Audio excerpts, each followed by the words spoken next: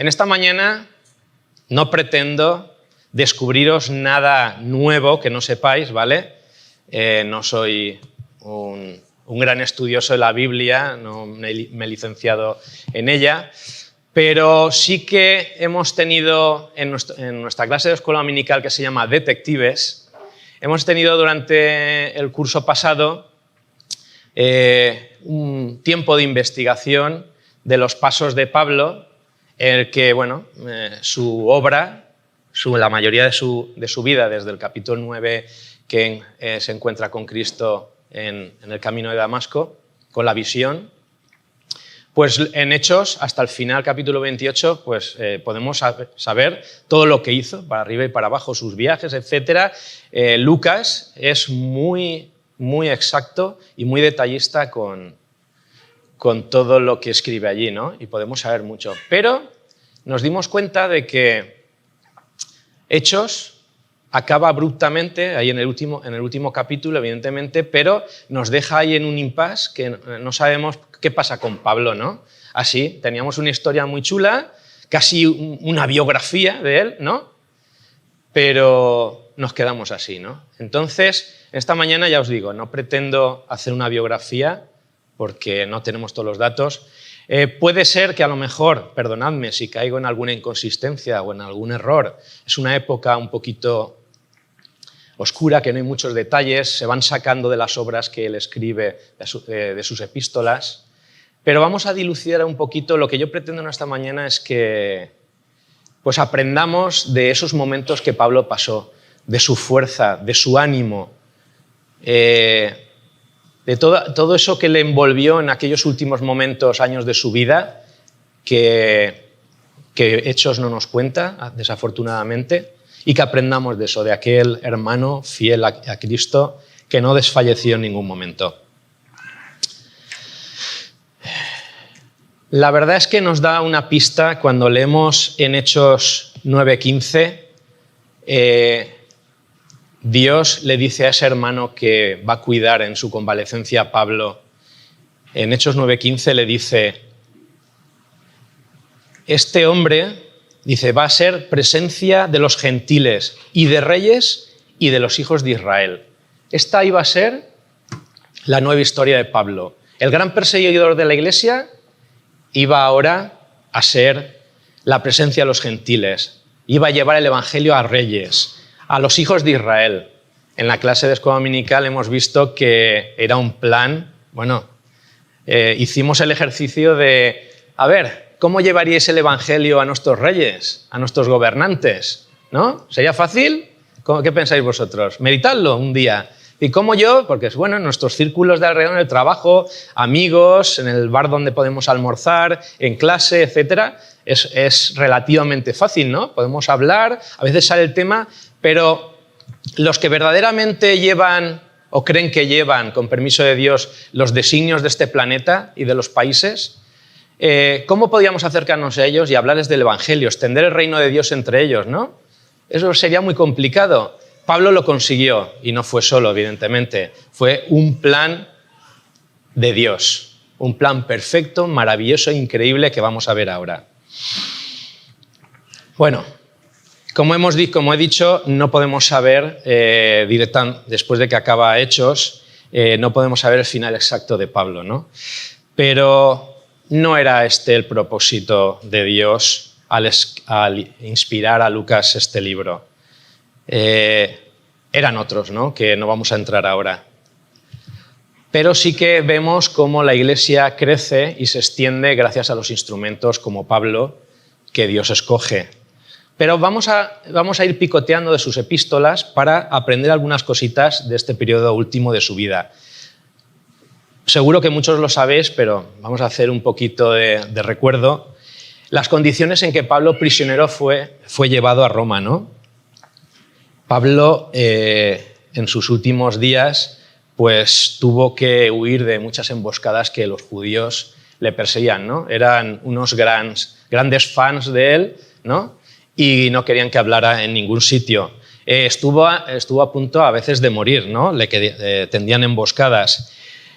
Como ciudadano romano, en una de sus primeras prisiones, que ahora hablaremos de ella, él tenía el derecho de apelar a César. Y eso es lo que hizo. ¿Vale? Delante de Félix, de Presto y del rey Agripa, cuando veía que no había solución para su problema, que esto se alargaba años y años y años, y su trabajo, su faena encomendada no iba adelante, él apeló a César. Era un derecho que tenía cualquier ciudadano romano de que cuando su juicio no se realizaba, pues podía apelar a César y tenía que ser llevado, según las leyes romanas, delante del César para que fuera enjuiciado. ¿Vale? Vimos en clase, pasaban las semanas y las semanas, que era de los juicios más largos que hemos visto. Nos quejamos de la justicia que tenemos hoy en día, pero la verdad es que Pablo llegara ante el César costó unos cuantos años, ¿vale? Pero bueno, eso fue el plan de Dios, que como ahora vamos a ver, que pudiera llevar el Evangelio a tantos que se pusieran por delante de él y quisieran escucharle. El César en aquella época era Nerón, lo conocéis muchos, famoso por su crueldad, de los más terribles emperadores que ha habido en Roma. Pero bueno, en ese tiempo, cuando Pablo fue a Roma, aún el hombre no había alcanzado su nivel máximo de maldad. Tuvo suerte no, Dios le ayudó, ¿no?, con las personas que trataron con Pablo. Cuando lo llevaban a Roma, es que ahí ya, donde ya está terminando Hechos, en el capítulo 28, le custodiaba un centurión que hizo el viaje con él, aquel viaje famoso de, ¿os acordáis los de clase, de la tempestad, casi mueren todos, aquello fue increíble, y Pablo les dijo que tranquilos, que no iba a morir nadie, ¿vale? Pasaron el invierno en Malta, un invierno terrible y todo, pero sobrevivieron todos, incluidos los demás prisioneros que iban con Pablo en el barco. Bueno, pues este centurión Julio que lo custodiaba fue el que finalmente lo llevó, junto con los demás prisioneros que iban en el barco, lo llevó a Roma y lo entregó al prefecto militar. Este hombre que recibió la custodia de Pablo, pues comandaba la guardia del emperador. Y los historiadores hablan de esta persona, el nombre, lo voy a decir, provocará así alguna sonrisa, se llamaba Burro, ¿vale? Dicen entonces, pero era un hombre honrado y justo, dicen los historiadores. Gobernador de Nerón y una persona que hacía de parada para los instintos malvados, cuentan los historiadores de César. La verdad es que sabemos que Julio, probablemente, seguro, le hizo un informe muy favorable de Pablo por el viaje que había pasado, cómo los había cuidado, cómo los había sostenido y lo noble y valeroso de la manera que se había comportado el apóstol Pablo. O sea que pasó de unas manos muy buenas del centurión Julio, que lo trató bien, a otras, parece que también buenas manos del prefecto romano. Este prefecto lo trató al apóstol con bondad y nos dice que le permitió vivir aparte con un soldado que le custodiase en espera del juicio. Oye, no fue una cárcel de esas ahí, una mazmorra lóbrega, sino que le permitió vivir aparte en un piso, en una casa que alquiló, con un soldado que le custodiara.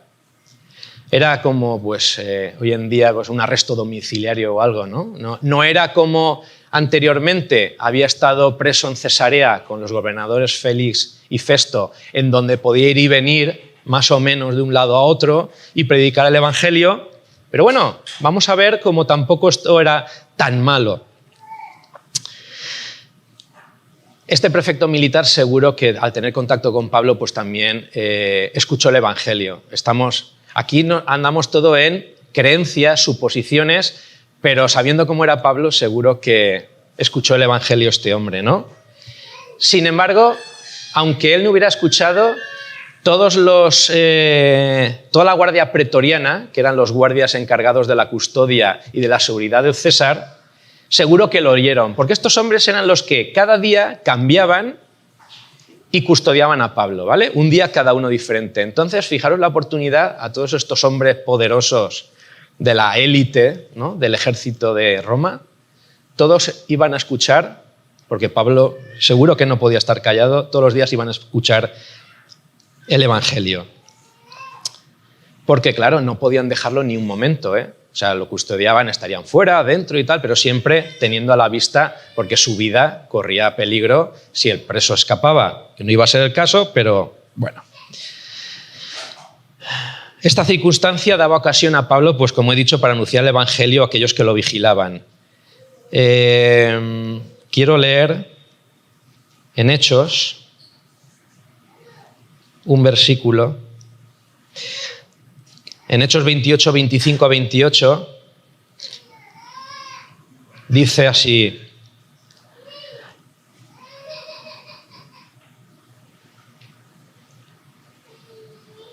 cuando estaba hablando Pablo a los judíos en sus últimos tiempos de estar allí en Cesarea, dice: comenzaron a marcharse después de que Pablo dijo una última palabra. Bien habló el Espíritu Santo a vuestros padres por medio de Isaías el profeta, diciendo: ve a este pueblo y di, al oír oiréis y no entenderéis, y viendo veréis y no percibiréis, porque el corazón de este pueblo se ha vuelto insensible, y con dificultad oyen con sus oídos, y sus ojos han cerrado, no sea que vean con los ojos y oigan con los oídos, y entiendan con el corazón y se conviertan, y yo los sane.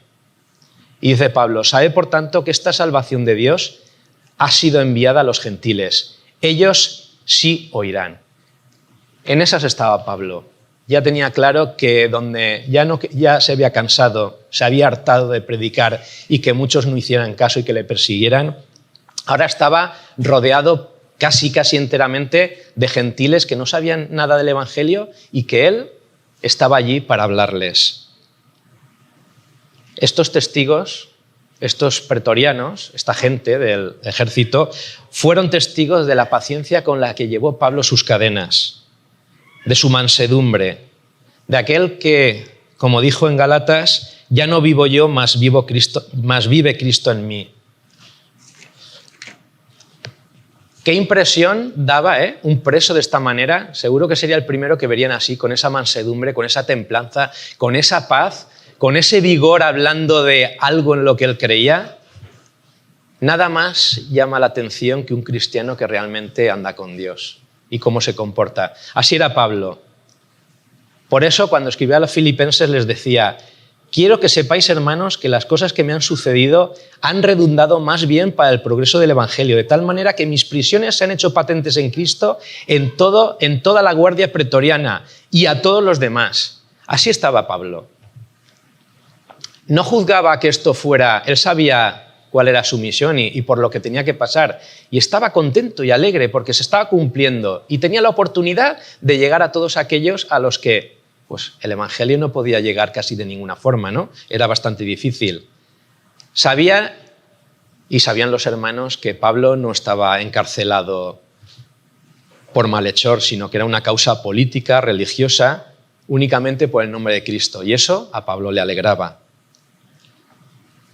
Así que, de esa manera, fijaros qué plan, lo hemos hablado en clase muchas veces, qué plan magnífico de Dios, de cómo el Evangelio, que de otra manera no podía ser, entró dentro del palacio de Nerón, del César. Y allí, no solo por Pablo, sino que encontró también otras almas. En Filipenses 4:22 nos dice las siguientes palabras de Pablo: todos los santos os saludan, y especialmente los de la casa del César. O sea, no sabemos quiénes eran ni qué puestos ocupaban allí dentro, pero habían semillitas del Evangelio allí dentro. Eran santos de Dios dentro del palacio del César, de aquel tirano cruel que los historiadores ya nos han dicho cómo era, ¿no? Así que bueno, Pablo está aquí en esta casita alquilada durante 2 años enteros y nos dice que allí recibía a todos los que a él venían, predicando el reino de Dios y enseñando acerca del Señor abiertamente y sin impedimento. Dios extendía su mano sobre Pablo para que pudiera predicar su palabra, incluso en prisión, en sus cadenas, porque, oye, era un arresto domiciliario, pero a fin de cuentas era una prisión, ¿no?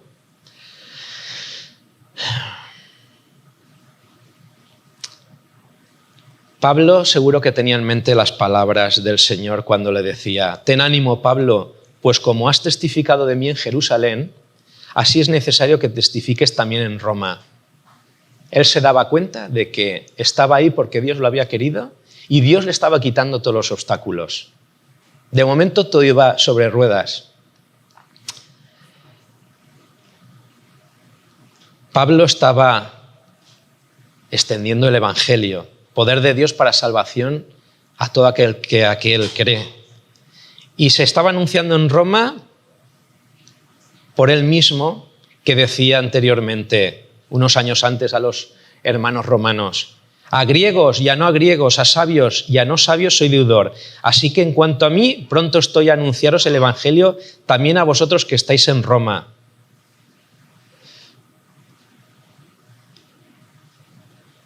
Pablo estaba cumpliendo el mandato del Señor de predicar allí. No sabemos cuántas personas recibieron el Evangelio, cuántas personas fueron a esa casa, cuántos recibieron la palabra y fueron salvos. No nos lo dice. Sabemos sí de uno, leyendo las cartas de Pablo, que fue Onésimo, un pobre esclavo. Sabemos que un montón de gente oyó la palabra y sabemos que la palabra es poderosa y no vuelve vacía a Dios. Pero tenemos a uno, un pobre esclavo, no un gran personaje ilustre, sino un pobre esclavo que había escapado de su amo Filemón en Colosas, Onésimo, y el Señor le permitió que oyera a Pablo y que encontrara la verdadera libertad dentro de su esclavitud. ¿Con qué afecto hablaba Pablo de él? Como hijo engendrado en sus prisiones, y le dijo Filemón, cuando a él se lo encomendaba, que era el amado y fiel hermano. En otros tiempos había sido inútil a su amo, pero en aquellos tiempos les era útil a Pablo y Filemón. Como vemos, en aquel momento, que podría a lo mejor Pablo estar entristecido, pero no, estaba feliz. La palabra del Señor se predicaba. Veía frutos dentro de su prisión, veía frutos como este Onésimo y otros tantos que no nos cuenta la Biblia, que estaban recibiendo la palabra, que se entregaban a Cristo. Él podía estar detenido, pero la palabra, como sabemos, es un ejemplo para nosotros. La palabra no se la puede detener, la palabra habla sola. Como decía el Señor, si nosotros callamos, las piedras van a hablar. Nada podía impedir que la palabra se difundiera.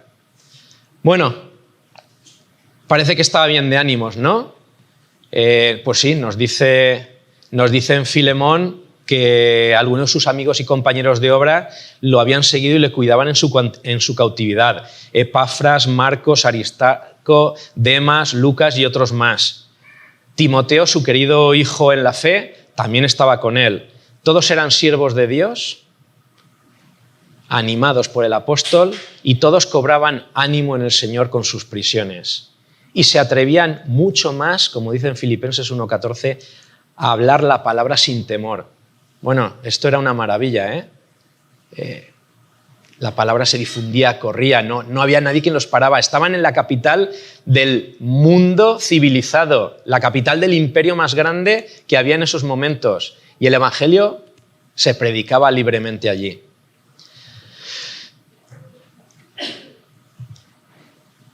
Los hermanos de Roma también estaban muy contentos. Había una iglesia allí.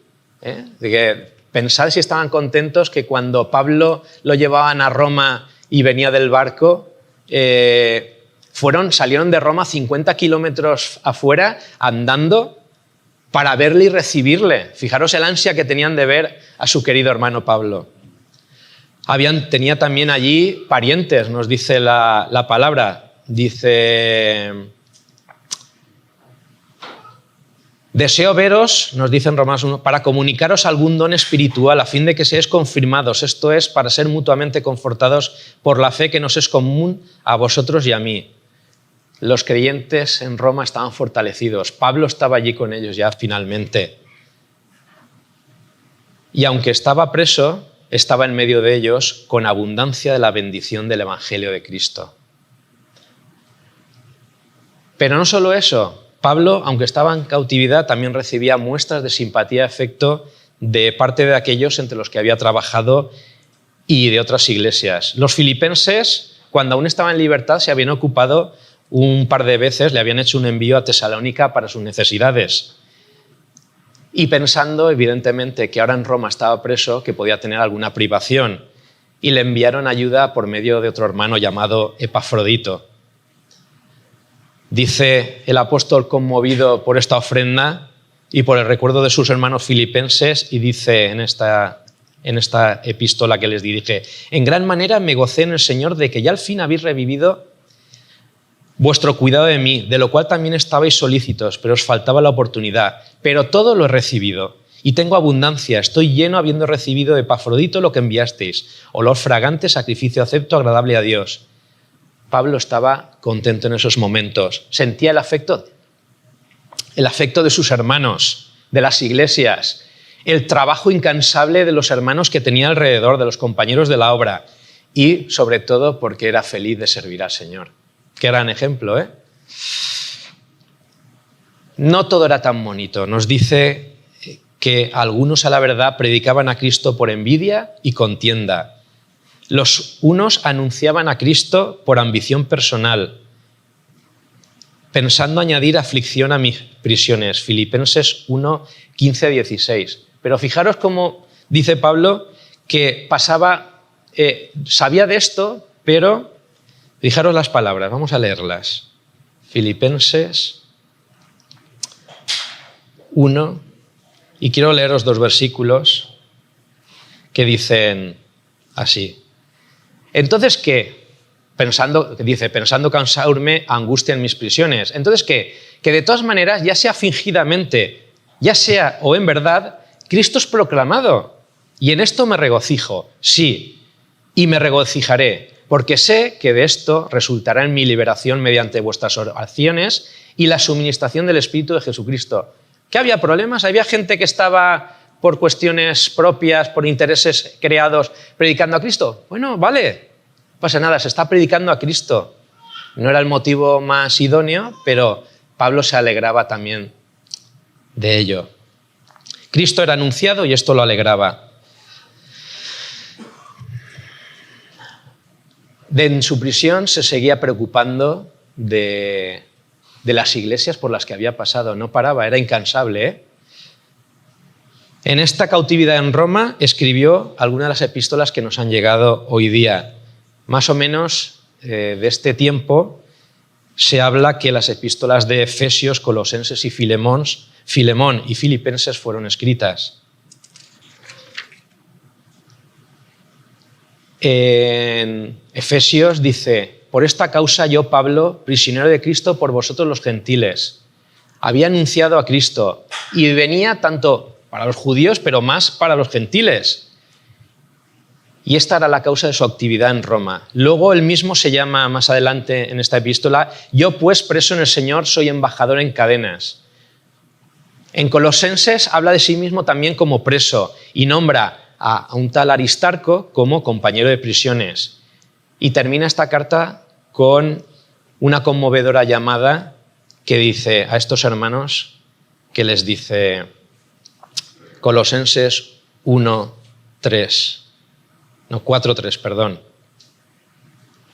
Orando al mismo tiempo también por nosotros, para que Dios nos abra una puerta para la palabra, a fin de dar a conocer el misterio de Cristo por el cual también he sido encarcelado. Él tiene claro, Pablo, siempre por qué está ahí y cuál es su faena. Acordaos de mis prisiones. La carta que le escribe a Filemón también testimonia haber sido escrita en cautividad. Se le dirige como Pablo, prisionero de Jesucristo, y le envía el saludo de Epafras, un compañero de prisión. Si habéis leído la carta, abunda un montón en alusiones a la condición en que se encontraba el apóstol en ese momento. Pablo expresa conmovedoramente que es un creyente para quien Cristo está presente en todo momento a pesar de su situación. Él acepta perder todo por ese futuro celestial que tiene delante. Bueno, estas 4 epístolas surgieron del corazón de Pablo bajo el poder del Espíritu Santo cuando estaba cautivo.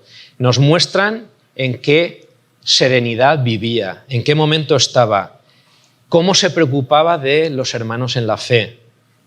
Desde entonces todas estas cartas han sido de bendiciones y estímulos para los creyentes en esas situaciones, ¿no? De ejemplo.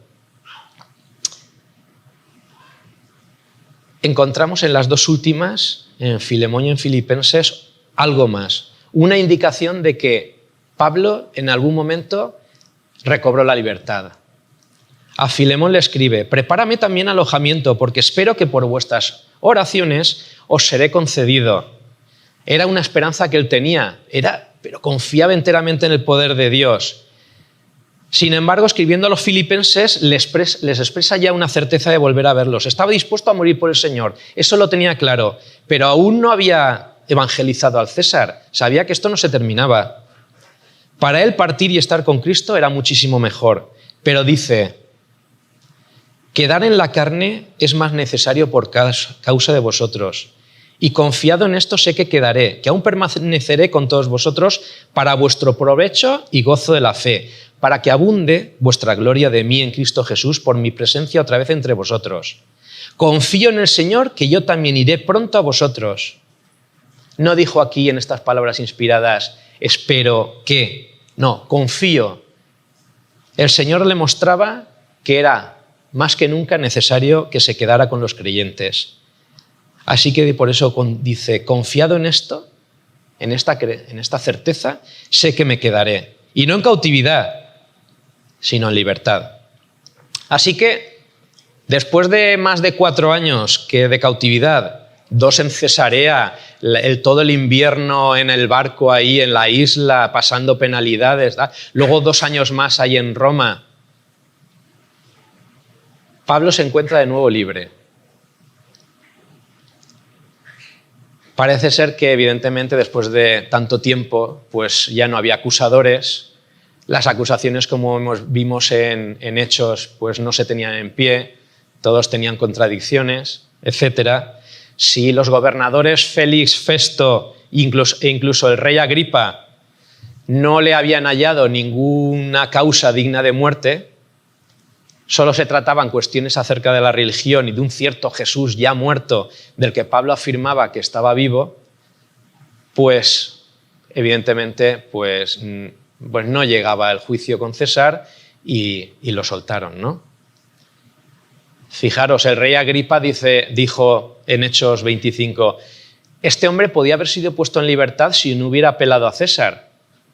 Hubiera quedado libre y que hubiera sido de Pablo, pero no. Tenía que ser apresado. Ese era el plan de Dios para Pablo. Pero nadie había hallado ninguna causa digna de muerte para él. Así que quedó sin juicio, libre por falta de acusación y de acusadores. ¿Qué hizo en ese momento Pablo cuando se vio libre? Correr, esconderse, como cuando sueltas una lagartija en la mano y se esconde. No. Pablo dijo: bueno, esta es la mía, hay que seguir.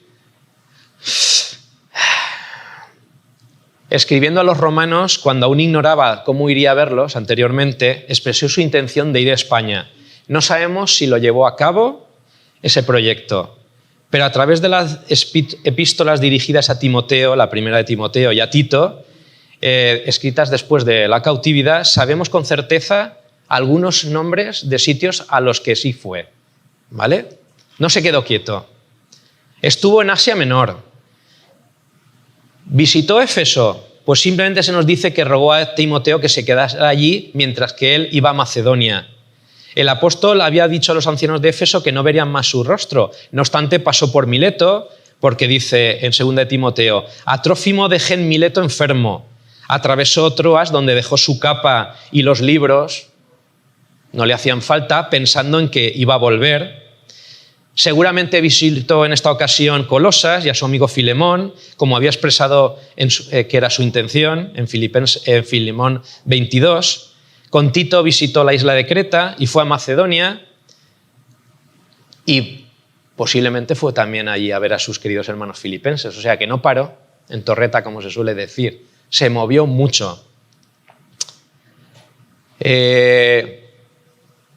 Al final de ese tiempo, que Yo, la verdad, hay discrepancias en ese tiempo. Muchos dicen que fue poco, pero bueno, todo este recorrido que hace llevaría su tiempo. Otros dicen que fueron cerca de 3 años.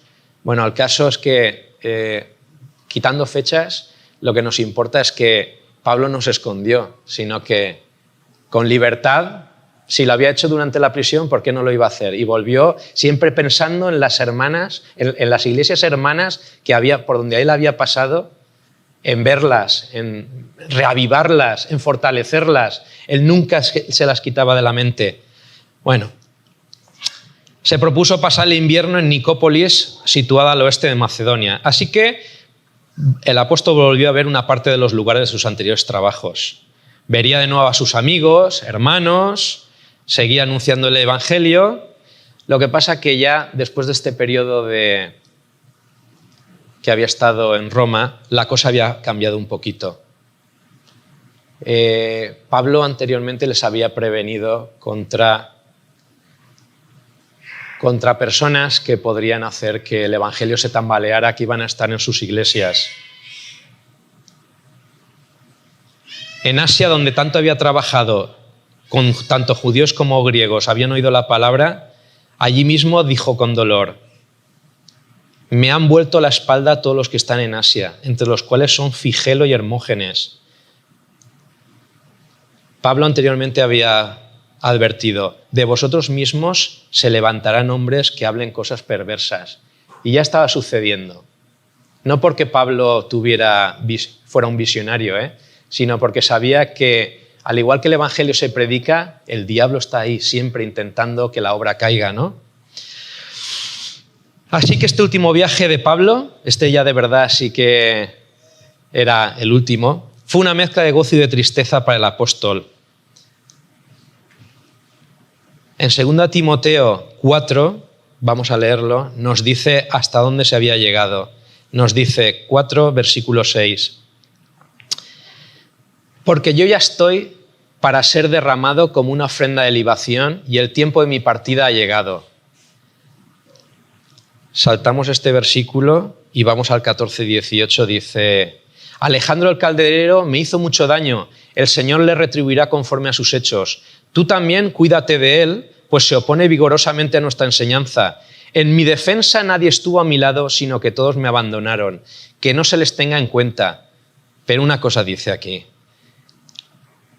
el Señor estuvo conmigo y me fortaleció, a fin de que por mí se cumpliera cabalmente la proclamación del mensaje y que todos los gentiles oyeran, y fui librado de la boca del león. El Señor me librará de toda obra mala y me traerá a salvo en su reino celestial.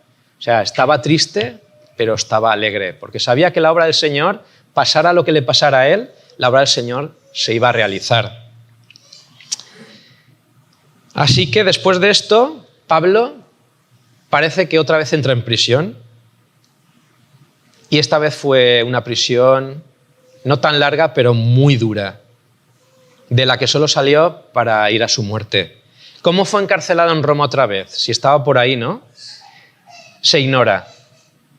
Parece ser, dicen los historiadores, que algún hermano lo denunció, ya había persecución, Nerón ya estaba, por decirlo de alguna manera, sueltecito, estaba persiguiendo a los cristianos y posiblemente para ganarse puntos y medallas, pues habrían seguro que gente que no faltaría a alguien que tan libremente andaba y hablaba, a quien pudiera señalar, ¿no?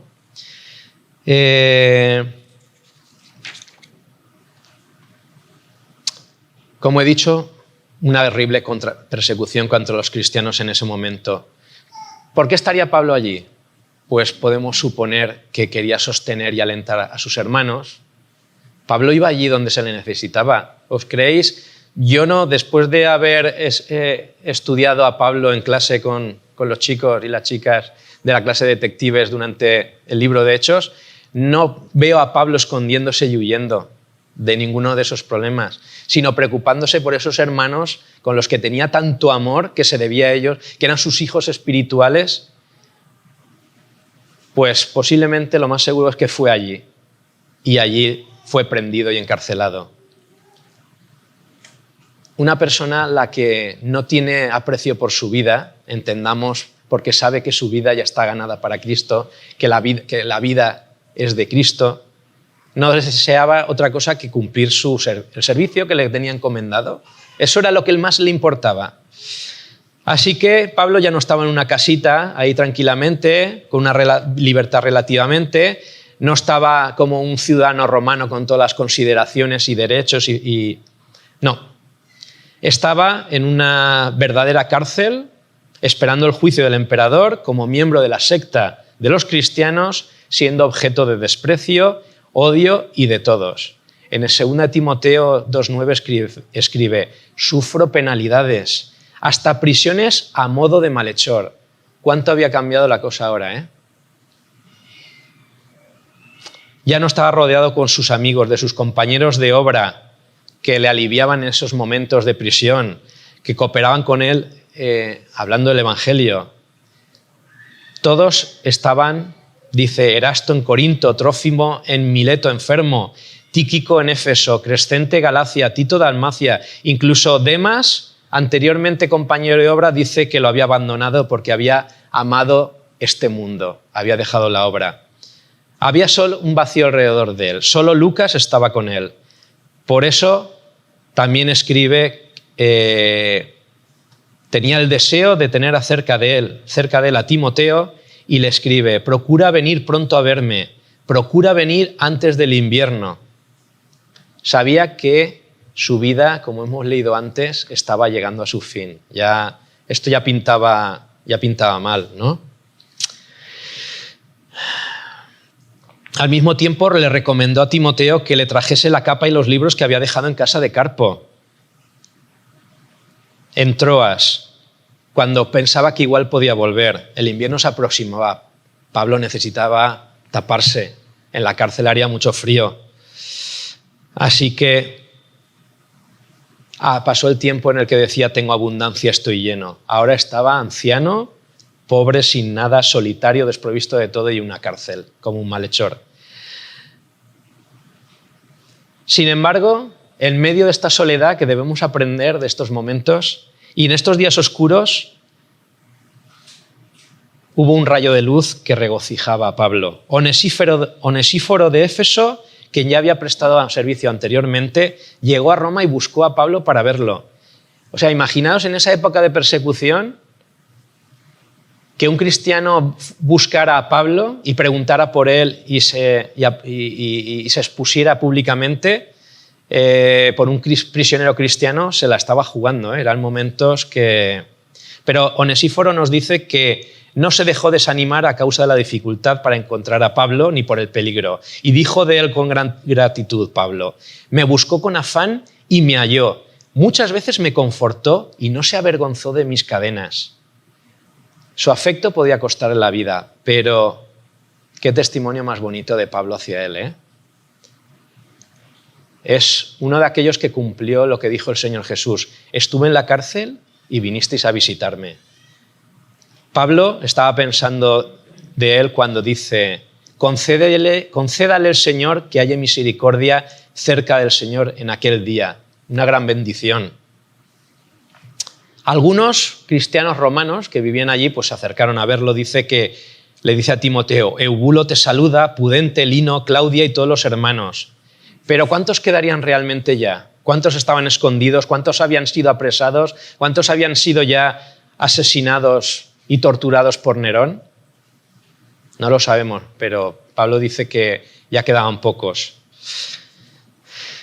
Todos los de Asia dice que habían abandonado al apóstol. Falsos maestros trastornaban la fe de algunos. Tenían apariencia de piedad, pero negaban la eficacia. Pablo les dice: a estos hay que evitarlos. Pablo estaba sufriendo mucho porque la iglesia estaba sufriendo ataques. No sufría por él mismo, de verdad, ¿eh? Sufría por sus hermanos y por los ataques que la iglesia de Cristo estaba sufriendo.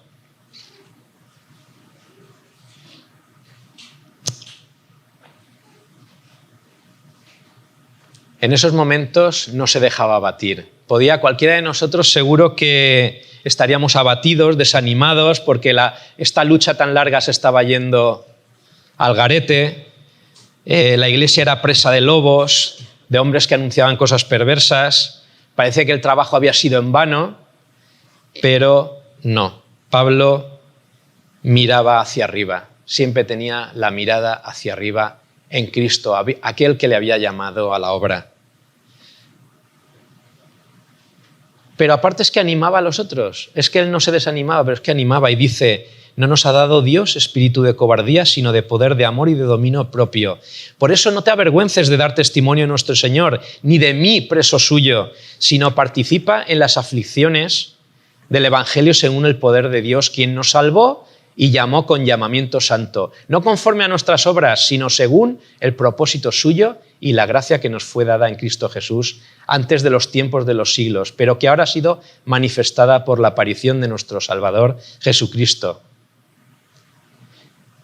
Y seguimos leyendo: por lo cual asimismo padezco esto, pero no me avergüenzo, porque yo sé a quién he creído.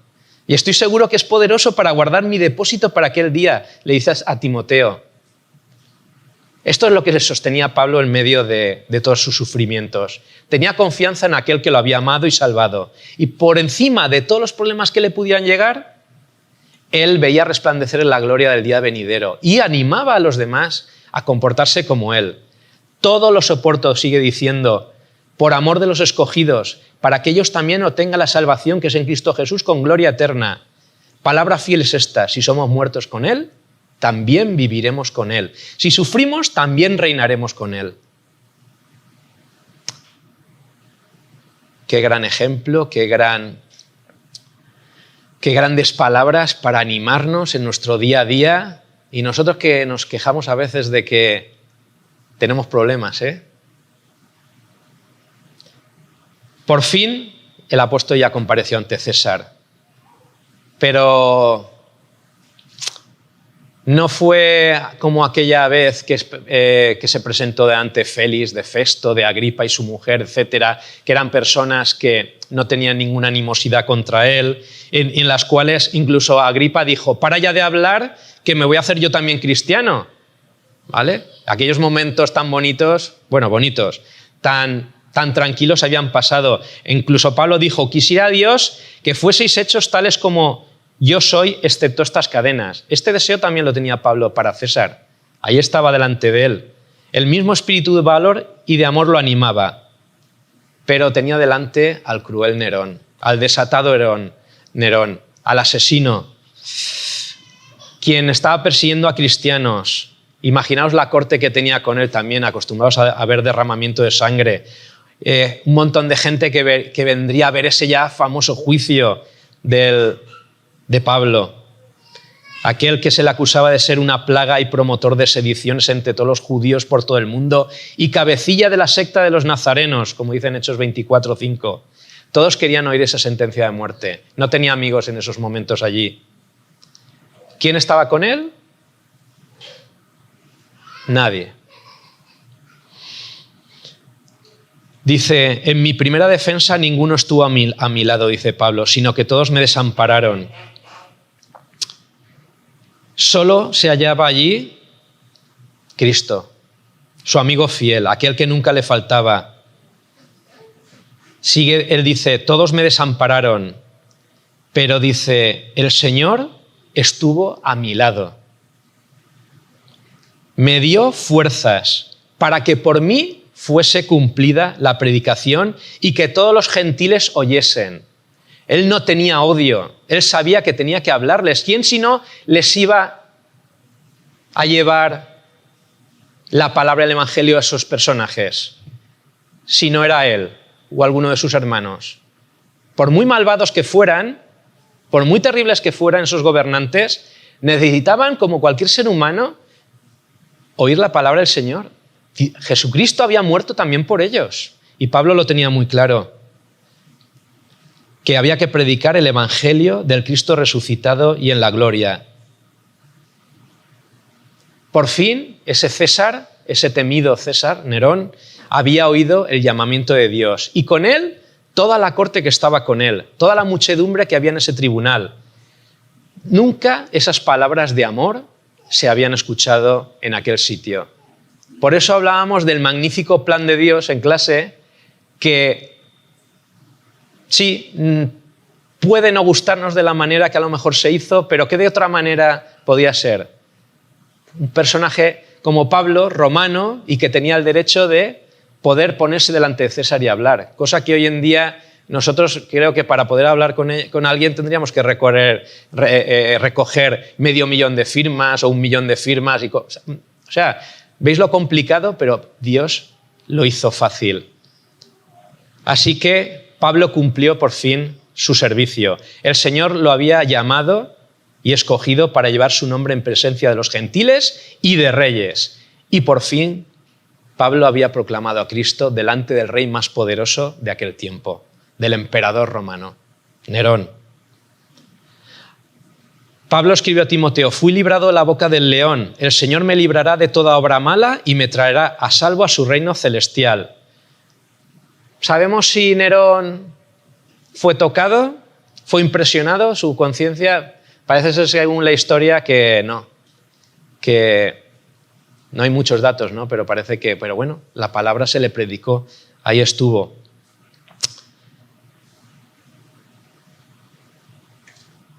Y terminamos ya, y le dice Pablo a su amado Timoteo, ya sabiendo que su ministerio ya estaba cumplido, le dice: yo ya estoy preparado para ser sacrificado y el tiempo de mi partida está cercano. He peleado la buena batalla, he acabado la carrera, he guardado la fe. Por lo demás me está guardada la corona de justicia, la cual me dará el Señor juez justo en aquel día. Y no solo a mí, siempre recordando a los demás, sino también a todos los que aman su venida. Esperaba la muerte, pero ¿qué le importaba a Pablo? Para él, como dice, el morir era ganancia, era partir y estar con Cristo. Pero no ya pedirlo ya, sino con el deber cumplido. No decir: no, Señor, llévame pronto ya y ya está. No, tenía una faena al igual que la tenemos nosotros, que era predicar el Evangelio. Y él sabía que eso se había cumplido, que el plan de Dios en él estaba hecho. Y no había parado, lo había hecho muy bien, no había cesado en predicar el Evangelio en todo momento, en todo momento. Que el Señor fuese glorificado en su cuerpo por vida o por muerte, era él lo que él deseaba. Así que no temía ni al emperador, ni al verdugo, ni nada.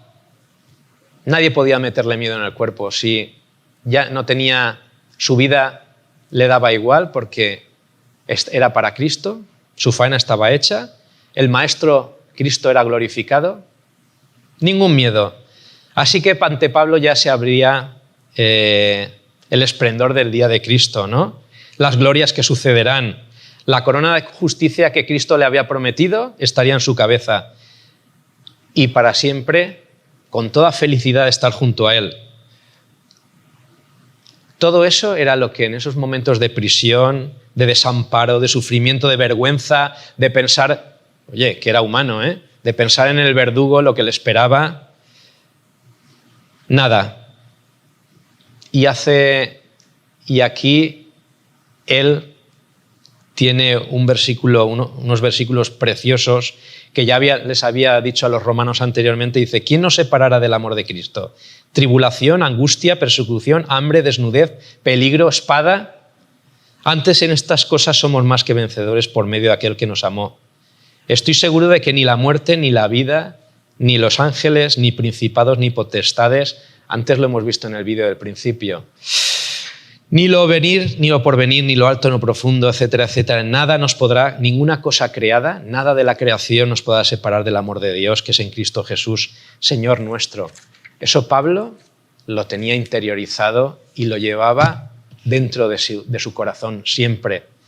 Nada sabemos ya, lo siento si alguno pensaba que hoy le iba a descubrir algo, pero tampoco sabemos ya de esa segunda comparecencia, si la hubo, con Nerón, ¿no? Y de su sentencia y muerte. El testimonio de los historiadores nos dice que por ser un ciudadano romano, pues le dieron una muerte bastante rápida y justa, ¿no? Decapitación por espada, sobre el año 67. Y nada más, dice Pablo: cobramos ánimo y preferimos más bien estar ausentes del cuerpo y habitar con el Señor. Esto ya se lo decía en la segunda epístola a los Corintios. Ese era el ánimo de Pablo. Nada nada le podía quitar el sueño porque sabía cuál era, dónde iba a acabar, ¿no? Tenía la esperanza de ir con Cristo. Y os dejo un texto, no sabemos quién es, de quién fue el autor, pero nos dice así en la epístola, en la carta a los Hebreos.